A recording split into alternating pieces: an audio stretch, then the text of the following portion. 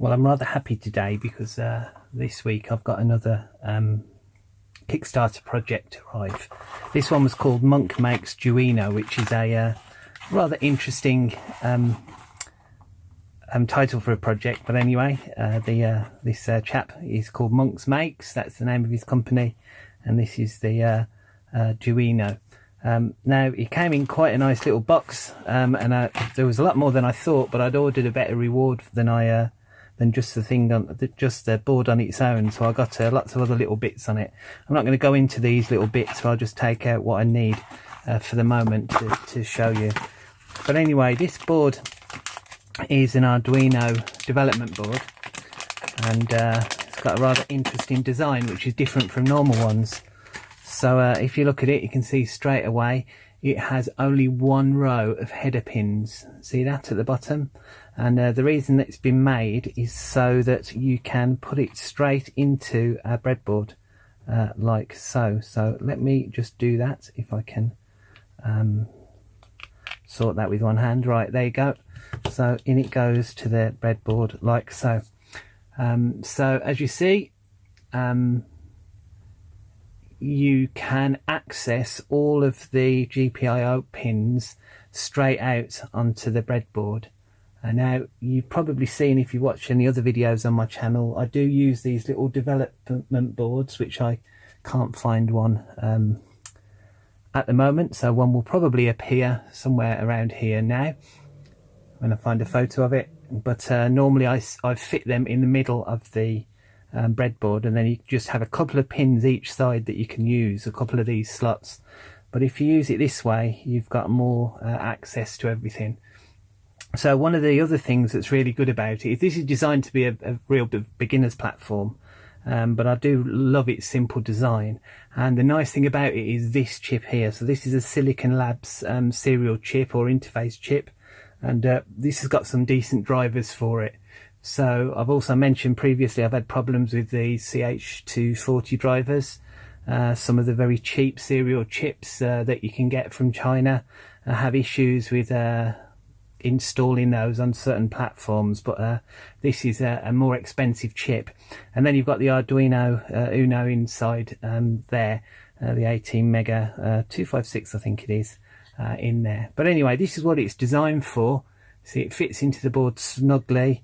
It will fit perfectly on this board, but I've hung it over the side a little bit so that I can have some more flexibility there. But of course you can take it out of this board, there's no problem with it. So I will, if I can find a power supply, let's just power it up. This is just straight power, it's not connected to a PC or anything, just straight power coming out. And when I originally connected that up, you got the little LED light there that flashed on and off using the normal blink program. But I've installed the fade program out, the development sketches on this, and I've set that up onto pin 3. If you look really closely, you might just notice there's some little square blocks on top of some of the pins, like pin 3, pin 5 and 6. Those are the PWM, the pulse width modulation pins. So this board, I've had it out of the packet already. This board is already set up with the fade sketch attached to that pin.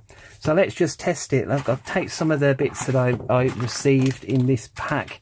I'm going to set up a power rail. So I'll take the 5 volt that comes straight out of the dev board, and I'll put that across to the power rail there at the bottom of the breadboard.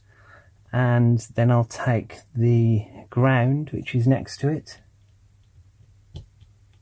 and I'll put that to the negative power rails. Alright, so that will have powered up that side of the breadboard now. Then I'll take a take a brown cable, and I'll take that from pin 3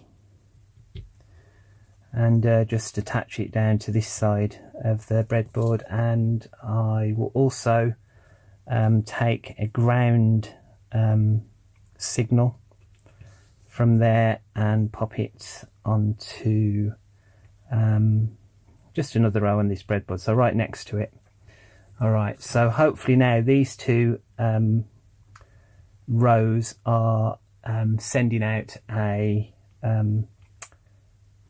PWM signal. So I'm going to get an LED. This LED didn't come in the pack, but if you notice, it is an LED that I used on a certain cell phone bug project that I made recently.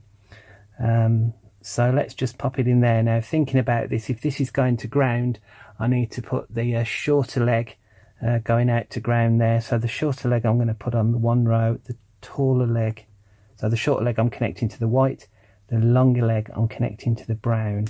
And then hopefully, if the sketch still is in there, there I have the PWM working on it. So this is the idea of this board, really, to give you more surface area on the breadboard to use it. I think it's a great idea. It's a really well-made board, and I'm going to be using this, I think, now as my go-to development board if I'm testing sketches out at anything, just because it just makes a really neat little board to test on with a lot of surface area elsewhere.